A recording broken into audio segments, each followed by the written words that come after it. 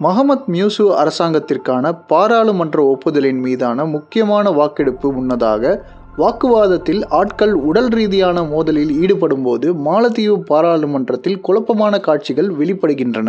பரவலாக பரப்பப்பட்ட வீடியோவில் ஒரு எம்பி சக ஊழியரின் காலை பற்றி கொண்டிருப்பதை காணலாம். மாறி மாறி சண்டையிடும் காட்சிகள் வெளிவந்து வைரலாகின்றன.